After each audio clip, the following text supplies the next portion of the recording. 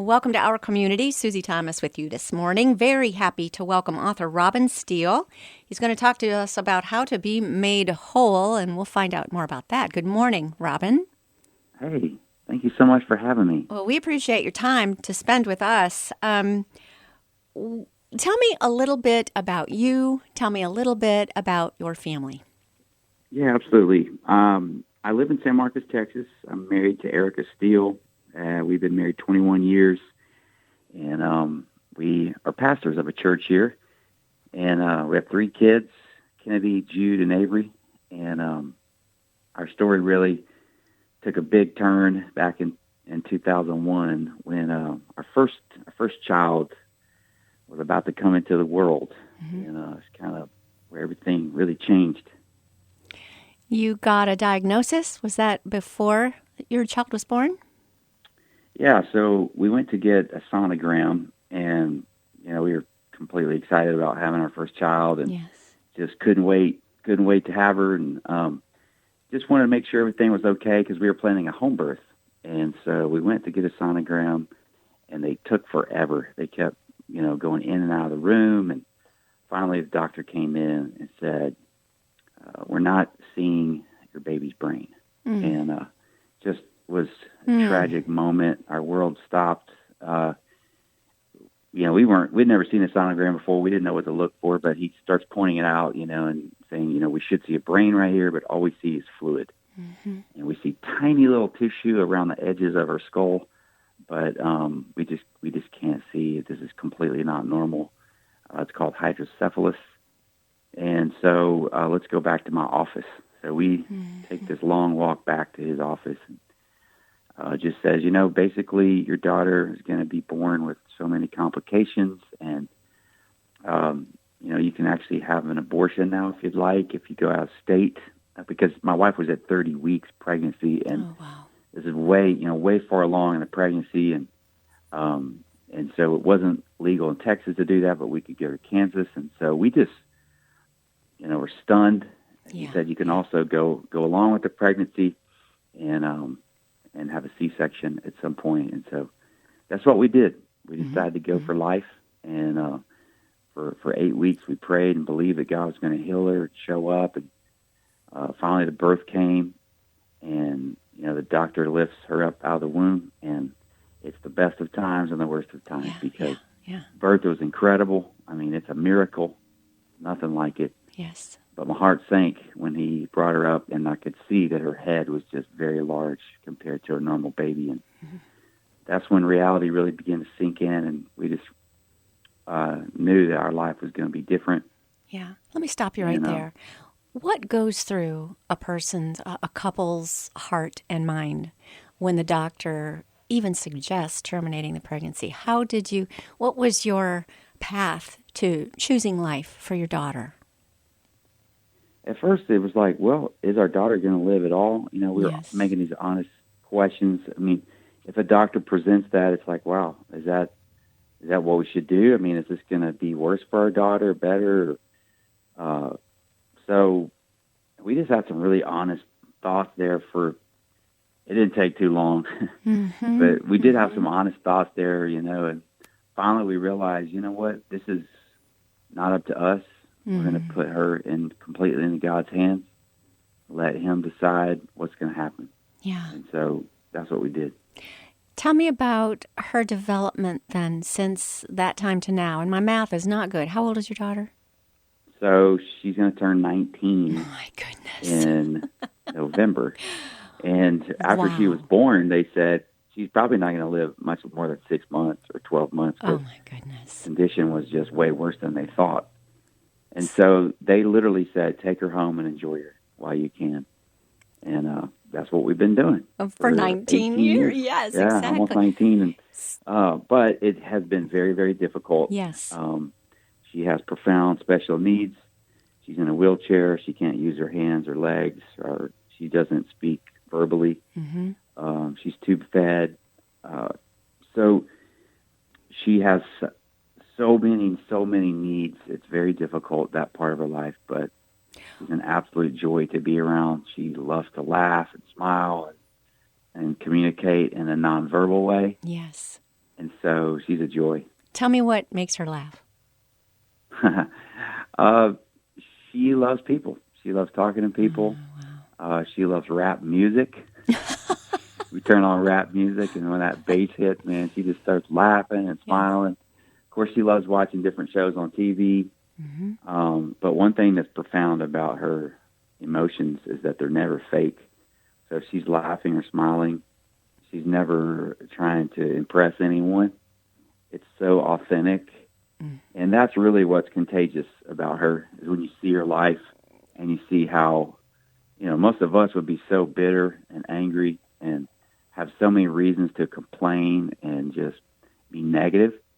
But to see her emotionally pure, like just smiling and enjoying life and has no expectations of the way things are supposed to be, it's just awesome. You have 2 younger children then? Yeah, so we had 2 sons after Kennedy, and they are now 16 and 14, and they are just regular teenage boys playing football and going to school. And tell me how they interact with their sister. Yeah, well, they are typical boys, so they can be tougher to raise than our special needs daughter sometimes. But they love their sister. Yes. It's all they've known, all their life. That's all they've known. And so through different phases, different ages, they've connected with her differently. When they were little, they would hop up in her wheelchair with her. They'd hop up in her bed and watch TV.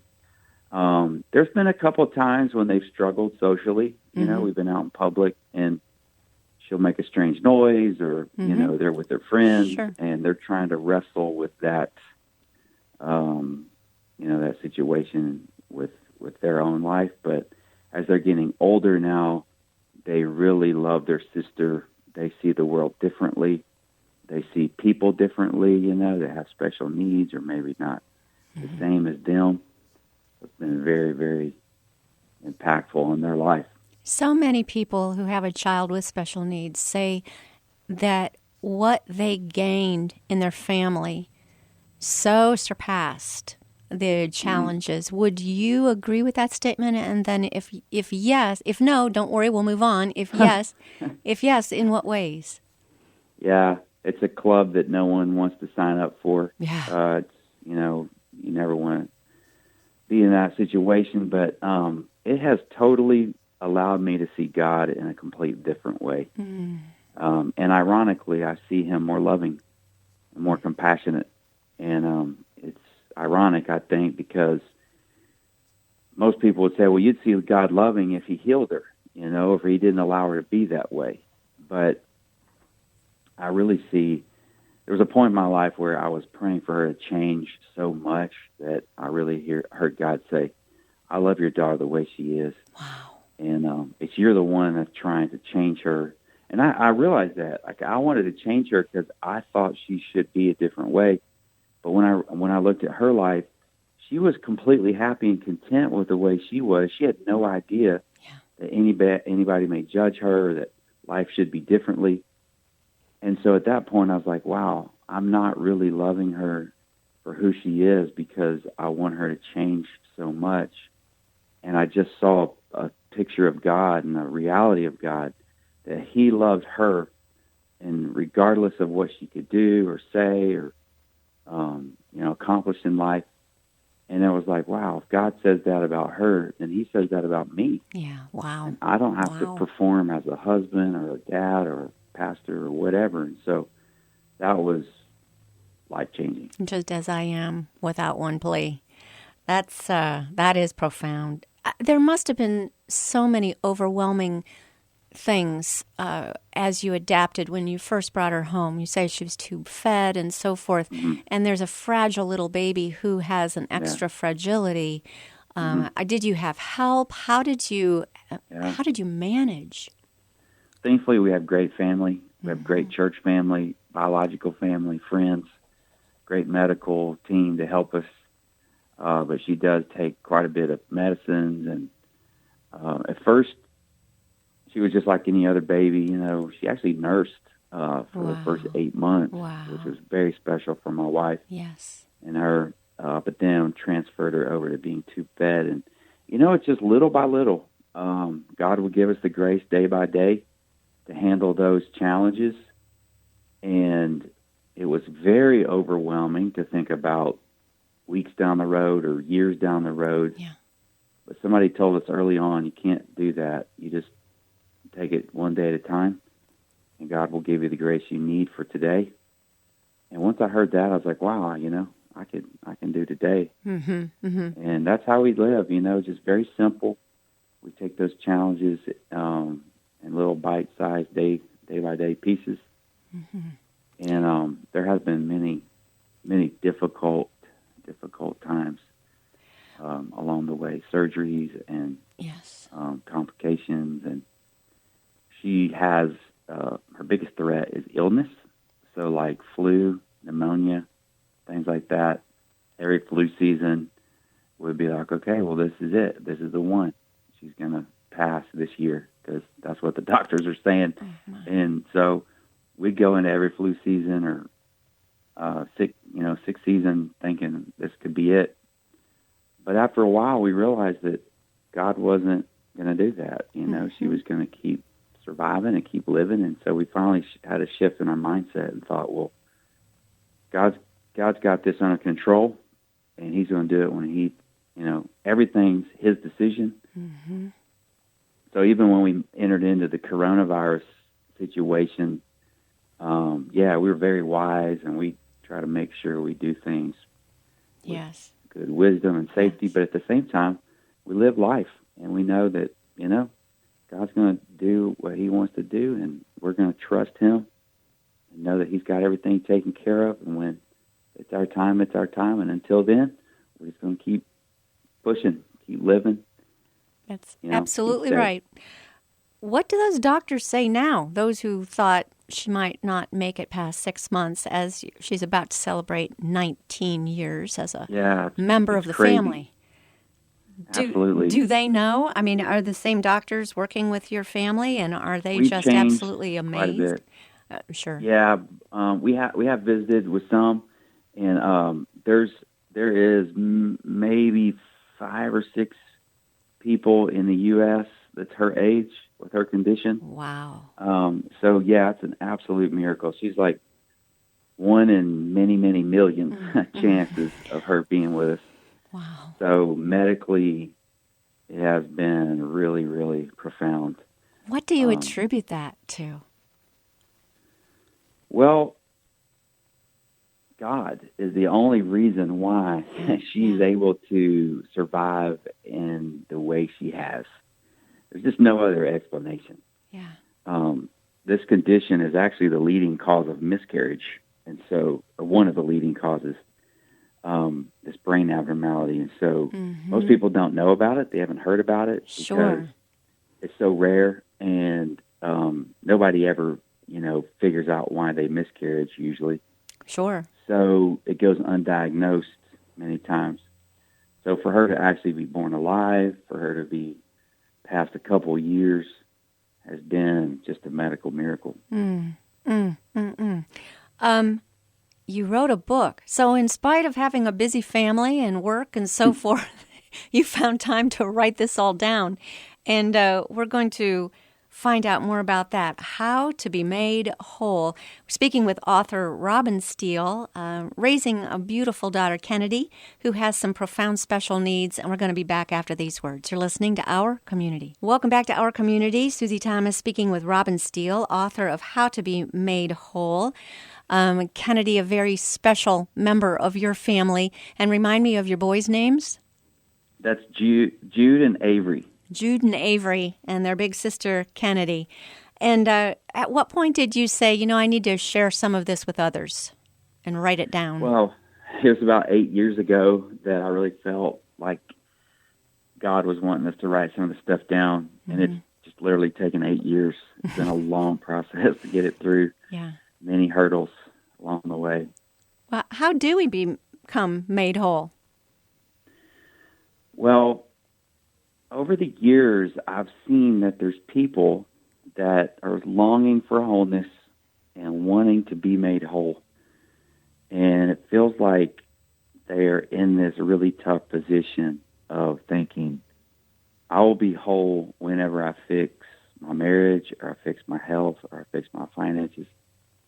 And they feel like if they just patch up or fix certain parts of their life, that will do it. And, what we've seen with Kennedy, our daughter, is that you could be profoundly broken in an area, but yet deep down, and I use an iceberg in my book because it's such a great picture. Mm-hmm. Above the surface of the water is only 10% of an iceberg.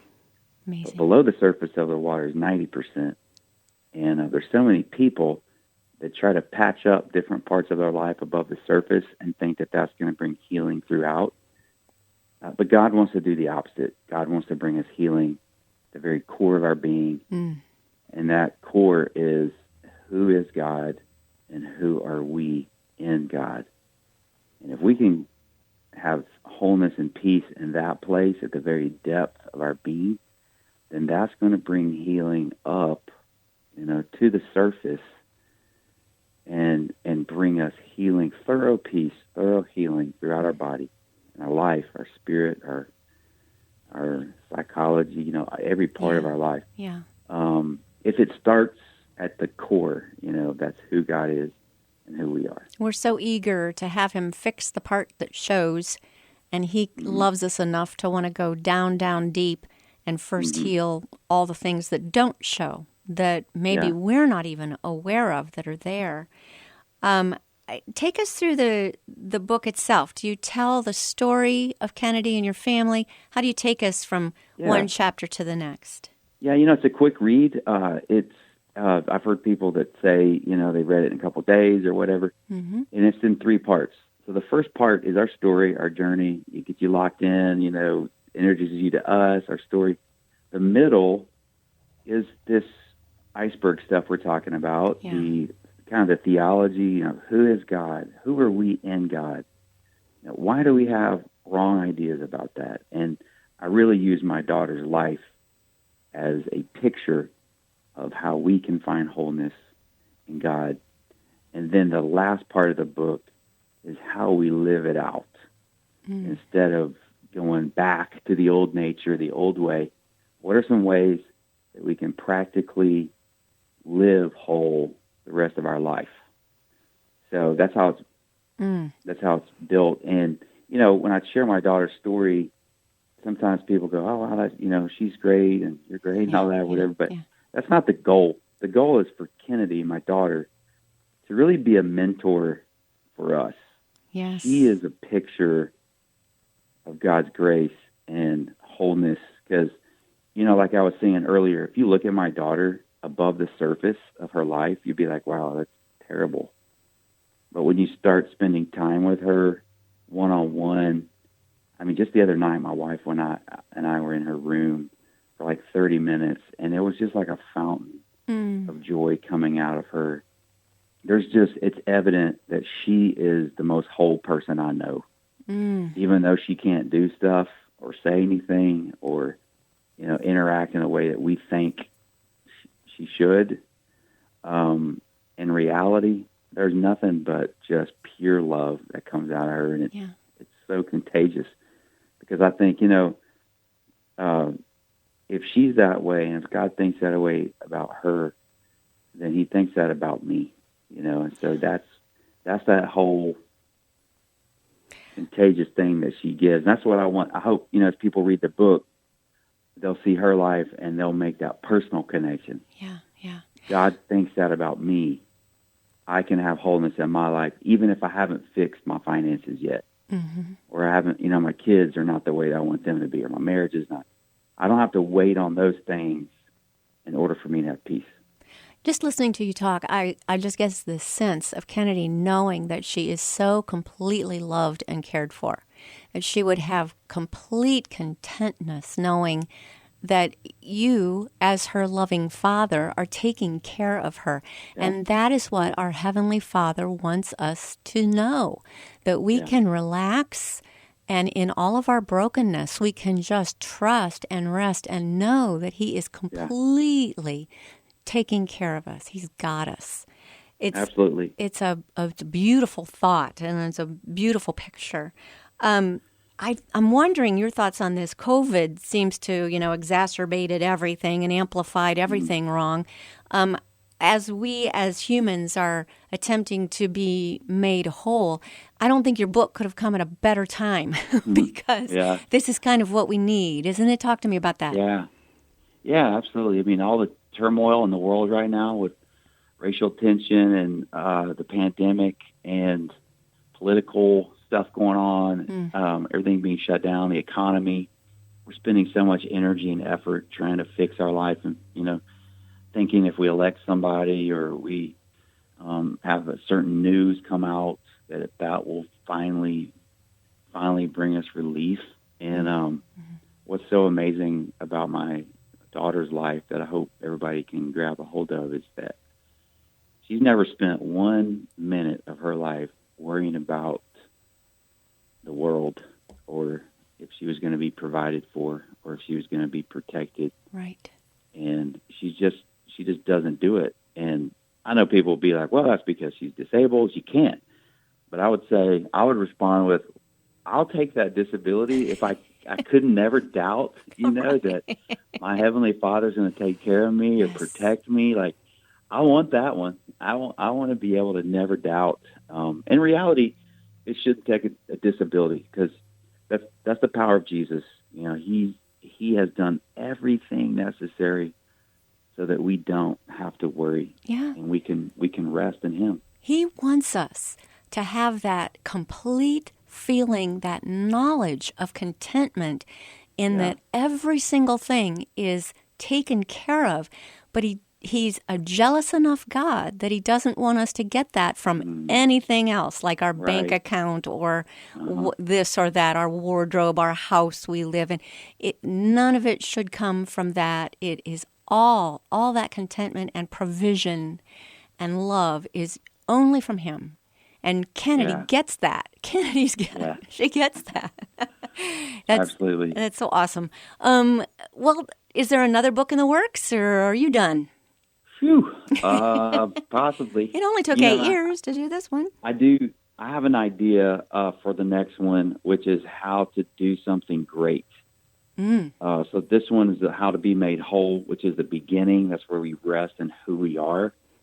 But then there are things that we can do, and we shouldn't get the cart before the horse. We should always rest first in who we are, which is what this first book is. But the next one will definitely be like, okay, now that I'm a child of God and I'm resting in Him, how can I do something great without getting my identity in that, without contaminating my wholeness?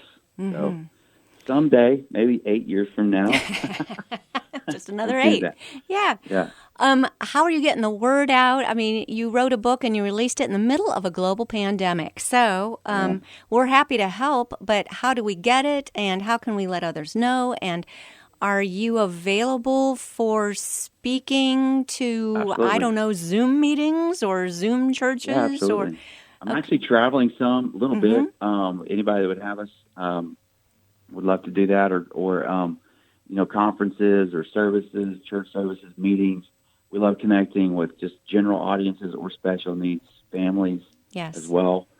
But our website is mademeaningful.com, and you can get our book there. And our book's available also on Amazon and Barnes & Noble and other places too. So, just wherever you get books, you can get our book. But we love connecting with people on our website. You can actually get a sample chapter there on our website. And that's my wife and I didn't mean to interrupt, but I want to make sure everybody gets this. mademeaningful.com. Yeah. Okay. Just one other little minor thing. My wife and I are doing a podcast now. That's you can get that on our website too. Nice. And my wife is phenomenal. She's a better writer and speaker and everything than I am. But she's just so busy. She's busier than I am. So she's helping us out on the blog and the podcast. We've got time. Let's take a deeper look at your family and even in your own personal life. I love these story pictures, these word pictures that you've painted for us as far as God's love for us being so much like your love that has grown for Kennedy. What kinds of things in those and I don't want to get so private that you don't want to tell me, so you just let me know if this is not okay. But in those private moments with God, what is he speaking to you? Wow. It's a very simple message. It's something that is easy to forget. And, because the world is so relentless, it's a barrage of negativity and lies. So I spent a lot of my prayer time just centering myself around who God is and, a confession of faith and just spending time with God, communing. As growing up, I was in a very, I had a great family, great childhood and all that. But some of the prayer language I was taught, or like how to pray, was very heavy, very legalistic. Have to pray for a certain time, have to da-da-da-da-da. And, after the last few years of being with my daughter and learning more and more about the goodness of God and who he is, it's interesting. If you have a better rapport with somebody, you have a longer attention span. And that's really how it has been in prayer with me and God. That's good. Spend more time in it, and just it's more informal. It's more kind of in and out throughout the day instead of like a set 30-minute time period or whatever. So, yeah, just more relational, more emotional, and just a simple confidence that I'm really connecting with God and that he loves me. I love that. It's confidence. That's it. How important, Robin, is a support system when a family does have one additional challenge raising children is challenging, period. But when you do have the additional challenge of a child with a special need, how important is it to have some connection with other families who face similar circumstances? Oh, yeah, it's huge, and connecting and networking with people that are similar to you is great. But I think the church family, the local church, is just so important to invest in other people and love on other people, get in their life, having meals together, obviously joining together in worship whenever that's a possibility. But just being in each other's lives is vital. Like when my daughter was born, there was 50 people in the waiting room that day, and it was incredible to go like from my wife's room in the hospital out to the waiting room, and it was just the love, they had cookies out there and food, and they're hugging on us.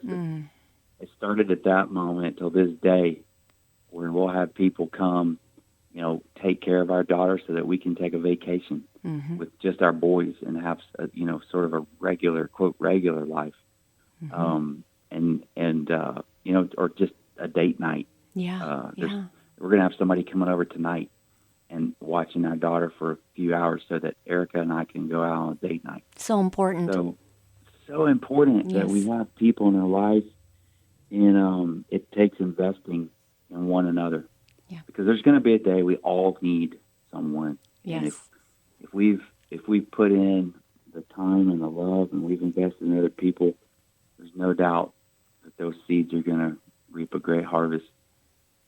Amen. The book's How to Be Made Whole. The author is Robin Steele. You can find out more about it at mademeaningful.com or Amazon or wherever you buy books. Robin, thank you so much for joining us on Our Community today. Oh, man, that's been my honor. Thank you so much for having us.